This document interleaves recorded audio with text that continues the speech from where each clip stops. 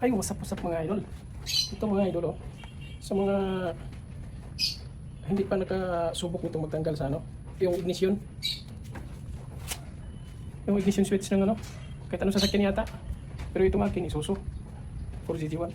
Yung pagkatanggal nito, pagtingnan mo talaga, pag hindi mo pa na-encounter itong magtanggal nito, itong sa assembly ng ignition, pagtatanggalin mo to, hindi mo talaga maano kung first time mo, kasi yung pinaka-screw niya nito, tingnan nyo, walang pwedeng patamaan ng ano, ng kahit anong tools, kahit screw, Phillips screw or anong klaseng tools, wala, oh, plain lang siya. Kaya mga idol, mga kabiyahero, pag natanggal kayo, ganito lang yung mga loading, kasi wala siyang ano, papalabutin mo muna yan, tapos saltikin mo lang siya ng ano, gumalaw na, pati itong isa, oh, biglain mo lang, sana, ito lang mga kalodi,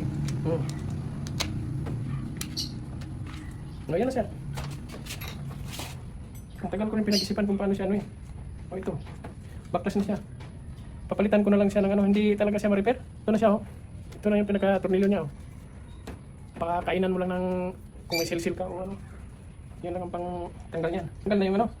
O ito na yung assembly ng aking ignition switch.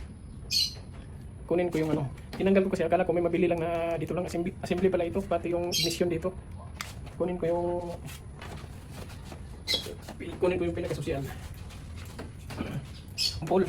Yung pala, hindi pala talaga mabili ito na ito lang. Ito yung pinakalaman dito. Assembly ko siya, bilihin. Ganyan to siya. Dito to siya, ganyan.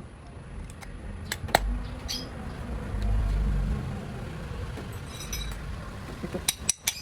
Pero yan, ito yun siya. Hindi ko na yun siyang assembly. Tapos yung pinaka-ignition dito, yun doon sa ano, doon sa sasakyan, hindi ko na binaklas. Pero pwede na to kahit hindi na yung dalhin.